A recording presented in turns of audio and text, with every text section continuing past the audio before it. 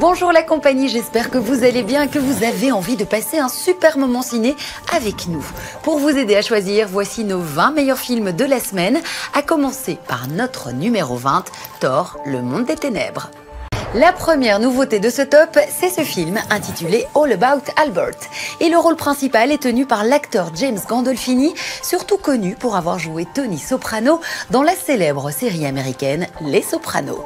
Ce film restera un hommage à cet acteur qui est décédé l'année dernière à l'âge de 51 ans d'une crise cardiaque lors d'un voyage vers un festival en Italie.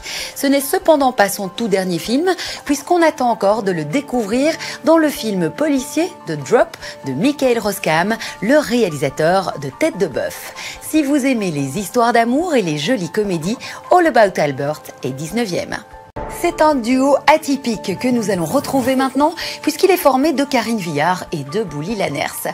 Deux acteurs qui se connaissent bien puisqu'ils étaient déjà à l'affiche de Rien à déclarer en 2011.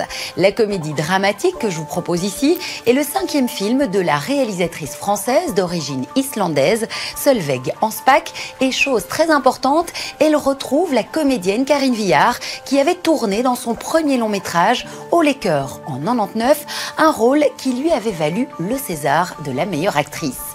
Lulu, femme nue est une adaptation d'une bande dessinée d'Étienne Davodo. C'est une entrée classée 16e. Attention, voici une brochette d'acteurs et d'actrices françaises bien alléchante. Olivier Marchal aux côtés d'Audrey Fleurot et Zabou Bretman, ça donne Belle comme la femme d'un autre.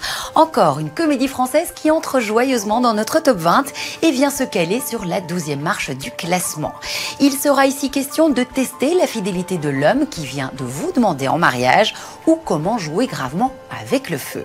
La réalisatrice Catherine Castel s'est inspirée des comédies américaines des années 40 et 50, elle voulait revisiter un genre classique en le situant dans la modernité et ça donne ceci. Après les chansons humoristiques et provocantes de Max Boublil, ses one-man show et son immense succès des gamins avec Alain Chabat, le revoici, le revoilà dans Prêt à tout, une nouveauté classée 7e. Il incarne Max qui a fait fortune et se prélasse au soleil.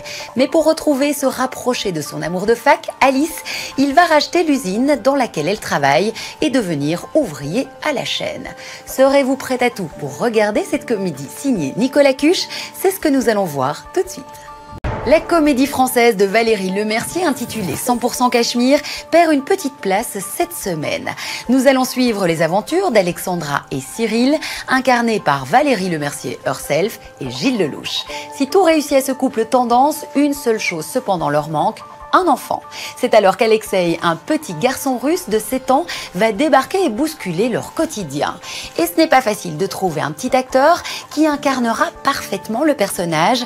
La réalisatrice a éprouvé quelques difficultés à débusquer un enfant à la fois mignon, bouleversant et effrayant. Le choix s'est tout de même posé sur le petit Samatine Pendef que je vous propose de découvrir dans ces quelques images. Si notre Hobbit parti en croisade contre le Dragon Smoke est numéro 2 cette semaine, CQFD, nous avons un nouveau numéro 1 de poids dans ce top 20.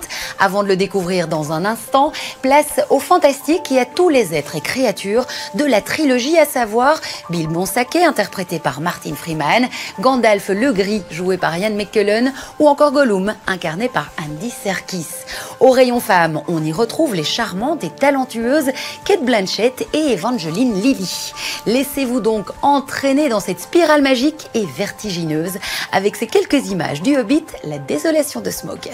Le Hobbit détrôné de sa première place par des boulettes, y a de quoi râler, c'est clair. Sauf que cette fois, dans l'île des Miam Nimo, tempête de boulettes géantes 2, fini les pluies torrentielles de cheeseburgers et les tempêtes de spaghettis.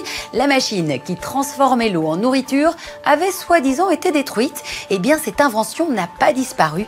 Elle crée dorénavant des croisements entre animaux et aliments. Mais attention, car les serre-pommes, les cheddar araignées et autres pastèques éléphants vont commencer à devenir une menace pour l'humanité. Et oui, que d'aventures les amis à découvrir en première place de ce top 20. Que vos moments cinéma soient doux, drôles ou palpitants, je vous les souhaite excellents. N'oubliez pas que vous pouvez retrouver ce top 20 et l'entièreté du catalogue à la demande derrière le bouton rouge de votre télécommande. À très vite, ciao.